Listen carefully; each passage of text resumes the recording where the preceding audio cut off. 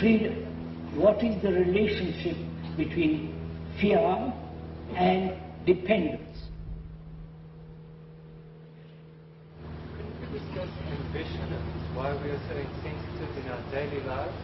You want to say? Ambition and our insensitivity in our daily lives. Ambition and Sensitivity. insensitivity in our daily life. Now just a minute.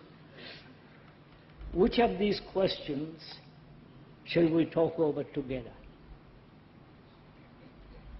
The gentleman asked, Is it possible to observe thoughts in the present? the gentleman asked, is it possible to observe thought as it is taking place, or observe thought as it is over? The other question is, one is physically affected through an accident, through a disease, certain forms of illness, and does that affect the mind? And the other question is, what is the relationship between love and death? And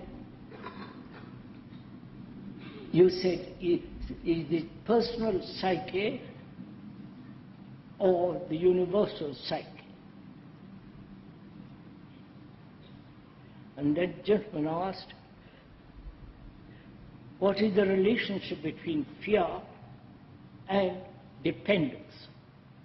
Now, just to end your question, sir, which was action. Is there an action which is so totally complete that doesn't leave regrets, anxiety, pain and sorrow and all that? Now, which of these questions would you like to talk about?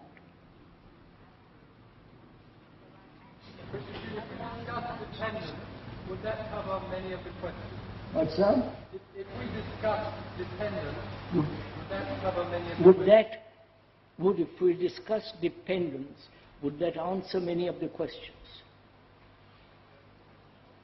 Or would you discuss action?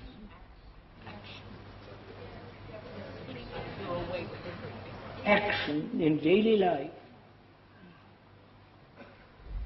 the doing,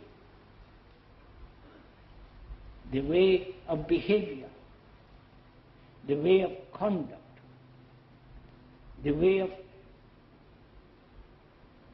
a relationship in which all action takes place?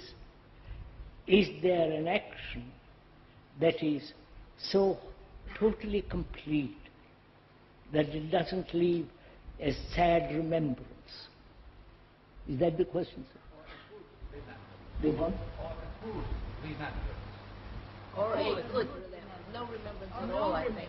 No Yes. remembrance, not the opposite. Shall we discuss that? Or do you want to discuss something else? What, sir? Would you like to discuss action?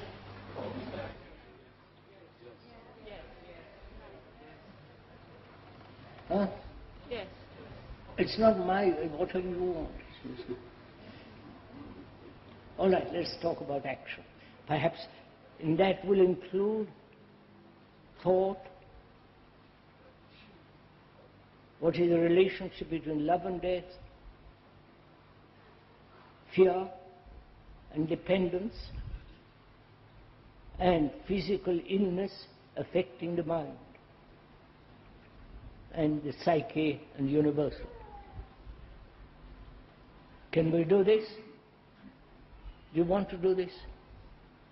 Please. Right. What do you mean by action? What do we mean? Please, this is a conversation. Don't go to sleep. This is a conversation between you and the speaker. Together. I am not investigating, you're just listening. Together, we are going to find out if there is an action which is so whole, complete, total, that it doesn't leave a single shadow of pain, regret, grief, hurt, and all that. Right?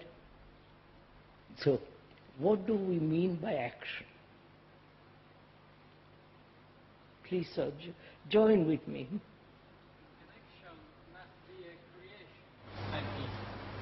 Action must be a creation. You see, you are now making a statement like action must be creation. We are finished. There is no dialogue. But if we say, that's why I'm asking, please don't offer opinions right off. What you think is action, or hold on to it. Let us take it, examine it, go together. Right, sirs? So first thing is to find out what we mean by that word action.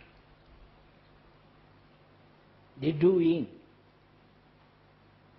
Do we mean that which has been done, or that which will be done, the action in the past, or the action in the future, or the action which is now taking place? This is action. Action isn't moving from here to there, physically, or taking a hammer and a nail and putting it in a wall, or driving a car. Actual action means that which is happening. Right, sir? Not the action which has happened or the action which is going to happen. All this is also action. That which has happened, that which is happening, and that which will happen. Right? Right? Do we agree to this? Please. So, what is the action that has happened? What is it the result of? What is the motive of that action? What is the impetus? What is the conclusion from which an action takes place? You understand? You follow all this, or are you getting tired already?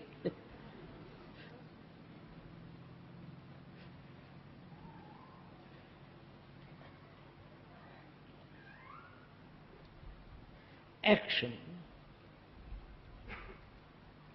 has some kind of motive, pleasant or unpleasant, rewarding or pain, or under pressure,